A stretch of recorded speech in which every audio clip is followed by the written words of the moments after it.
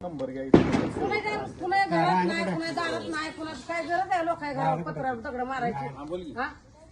आमचं काम भलं आम्ही भलं काय कारण आहे, पण आमच्या घरावर दगड मारायचे कुणाच्या घरात आम्ही हे करू? फोन लावून सांगितलं. हा.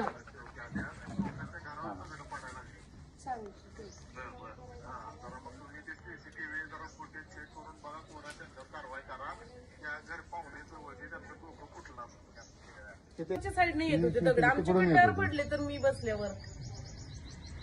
परवा दिवशी दुपारी झोपली नाही तोपर्यंत तिकडे दगड आला हे खंड घरावर. कोण दगड मारते म्हणून मी आता बोलते तोपर्यंत अजून दगड दोन पडले. हो काय ही दगड आहे. मधले कोण नगराध्यक्ष कोण आहेत त्यांना एकच विनंती आहे, हे काय चालू आहे काय नाही ते आम्हाला कळलं पाहिजे. मुद्दाम करते का काय? मला कॅमेरा बसवून पाहिजे, लागले असतात. आम्हाला कॅमेरा बसवून पाहिजे, कोण का असं ते मला कळलं पाहिजे. आम्हाला सीसी कॅमेरा बसवून पाहिजे आम्हाला. तरण्या पुरी येते म्हणून हे करायला घरात. हा, हे एकटेच असते. मी एकटीच आहे घरात. मी ती कामाला जातो, भाऊला माहिती आपण बघू हे काय करू. जर परत घटना जर अशी घटली सगळी गोळा करून महिना चालू मी कामाची घरात राहिली तरी चालू हे असलं. सेवक आहे तिथले, त्यांचा नंबर घ्या. सुरवशे म्हणून पण आहे, त्यांना घ्या, मला पण करा. आणि त्याच्या पुढे जर असं काय झालं तर आपण काय करू, सगळे पोलीस स्टेशनला जाऊ आणि त्यांना तुमच्या नागरिकांच्या वतीने निवेदन.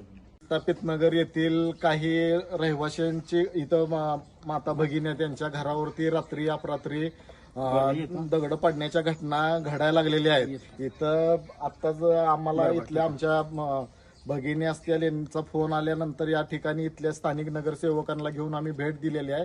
इथं लहान मुलं खेळतात, वयोवृद्ध लोक आहेत आणि ह्या भागामध्ये कुठलीच सुरक्षा व्यवस्था नाही, सीसीटीव्ही नाही.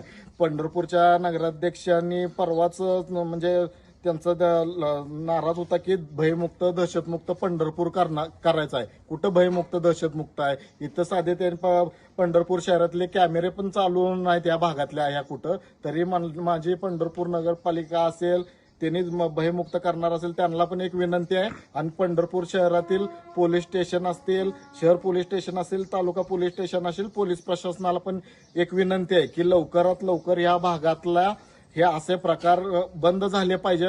न झाल्यास आम्हाला सर्व येथील नागरिक घेऊन आंदोलन करावं लागेल.